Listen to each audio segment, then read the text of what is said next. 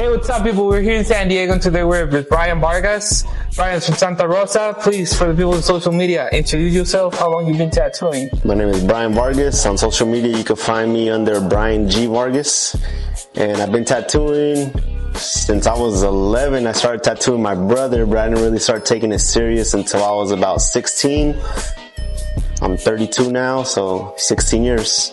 Damn, 16. I didn't know that. You started when you were 11? I mean, I didn't start when I was 11. Well, but like you first grabbed a machine. I mean, it wasn't a machine either. It was a little needle, ink, and I did my brother's initials on them. All right, yeah, no, that's a start. How is it that you got into tattooing? Well, besides tattooing my brother, I mean, I guess I got into tattooing because of my stepdad. Like, even when I was tattooing my brother, I would steal my stepdad's stuff, his needles and inks, and start tattooing my brother. So your stepdad was a tattooer? Yeah, is a tattoo artist. Is a tattoo artist. You got into it because of your stepdad? Yeah, I think I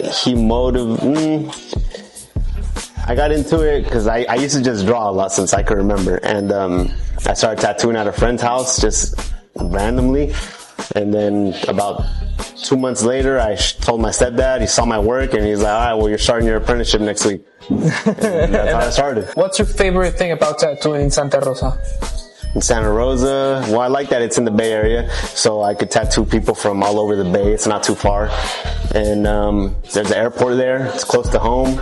So, yeah, the airport comes in handy because I got clients in SoCal, so it's not hard for them to come over. Right. And then even like my East Coast clients, they fly into San Francisco, Oakland, and then it's like an hour away for them. What's the style you like to do the most, and why? I do fine line black and gray. It's funny, when I first started, I wanted to do full color realism because it was like big at the time. It was like the new thing. And all the homies wanted black and gray, so I never really got that much of a chance to do it.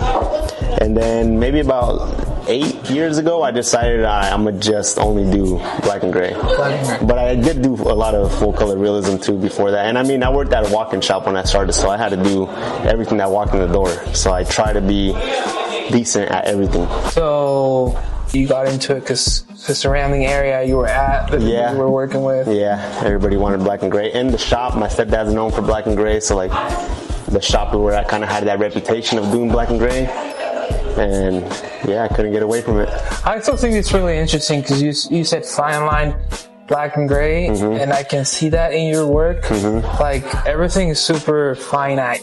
Everything is like super clear. I like the definition. You know, I see how when you work, you don't work like traditional black and gray.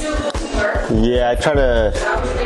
Well, it's funny, like for my style, I guess I take things from other styles too. Like for the longest, I try to be too realistic and try to jam too much detail into one piece. And then, I mean, just by looking at Japanese work or traditional work, like I started using more line work. I started just adding things that would fine-tune my style, and then eventually it became what it became. And also, like, my stepdad influenced it a lot.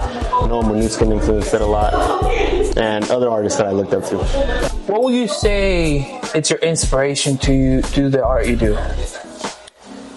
My inspiration, probably just the love of art. I mean, I don't even remember when I started drawing. I just always remembered being an artist, drawing at least.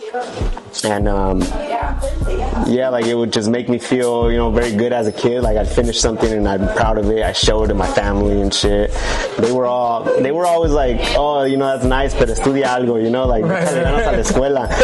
And my stepdad was really the one that would be like, hey, fucking sigue echándole ganas. Like you can make a career out of this. Right. It's funny you mentioned that because when I started tattooing, I didn't know you could do a living out of this. Yeah. And a lot of people don't. Like, well, at least back in the day. Now it's more. It's oversaturated. It's oversaturated for sure. In Guadalajara, they have this saying that says like, pick up a rock, you'll find a tattooer. Throw the rock, you'll hit another tattooer. So, that's how it is now. What you say is your favorite part of the process of making a tattoo? The process, I would probably have to say design and composition. Because to me, like, I'm an artist at heart, like not just a tattoo artist. And to me, like getting an image, tracing it, and like copy paste on somebody, it doesn't feel like I'm being an artist. It feels like I'm doing labor. So I like to like change it up while I'm stenciling or like on Photoshop, like make it mine, put my taste on it. And then the composition part is like fun to me, because sure, somebody can do the same image or whatever, but the way you compose a project, like that's where I kind of feel like that's why I put my flavor on it. No, and I can definitely see it in your work, because I do see the style you do. I really like it, because it's a specific kind of black and gray that it's not common to see in a style that it's just known. Like, differentiate yourself from a black and gray artist. I think it's like one of the hardest parts to do, and I can see that in your work, so I can totally see how you love the composition part of it. Yeah. What would you say is a style like to admire in other people? In other people, well, I think my favorite kind of artist is freehand artist. Freehand artist. Yeah, I think that's like the ultimate artist, tattoo artist, because then like their art is their tattoo art, right? Like, I feel like I have to do art outside of tattooing so that I can feel like I'm somewhat of an artist. Yeah. Okay. Yeah. So yeah, but I mean, I like all kinds of styles. Like I said, I've taken things from Japanese artists, traditional artists, like letterheads, and I see anything that's good, I guess. Anything that's well done. What would be a piece of advice you would like to give your younger self if you had the chance? If I had the chance, I mean, I wouldn't want anything to change, so I would just say, like, the struggle that you feel as an artist, like, feel that shit, because like, there'll be times where I couldn't get people in my chair, and or times when I'm like, all right, now I finally am a little busy, and I'm leaving the studio at like 3-4 a.m. and I don't feel the best about the tattoo I just did, and it's frustrating. Yeah, but, I mean, I get it, because like every time at least happens to me that when I'm doing something, like most of the times it will be like, I know it's good, but I know I could do better. Yeah, exactly. Right? So that feeling stays in there for a minute. And it kind of haunts you, like, fuck, I'm not able to sleep that well at night. And, but I mean, luckily, like, I was able to like use that as fuel to like, to want to get better and strive to get better, and to look at myself and be like held accountable for like, why am I not getting these types of clients or whatever, and that's the only way you're going to get better, is if you do something about it. As artists, tattoo artists specifically, it's very easy for us to like complain or like blame it on the client or on your circumstance, like make excuses. Like, it's too easy. But to look in the mirror and say, all right, if somebody's not taking you that serious, like, what do you have to do to be taken more serious? Like, hold yourself accountable. Well, that's a great piece of advice. I would say I'd say that's a great piece of advice. Yeah, I would say feel the struggle, but do something about it. Like, if you want to get out of the situation you're in, do something about it. All right, cool.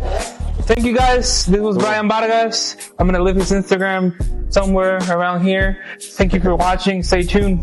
Peace. Thanks for having me. Man. Yes, sir. That was great. Thank you. Awesome. Appreciate it. Yes, sir.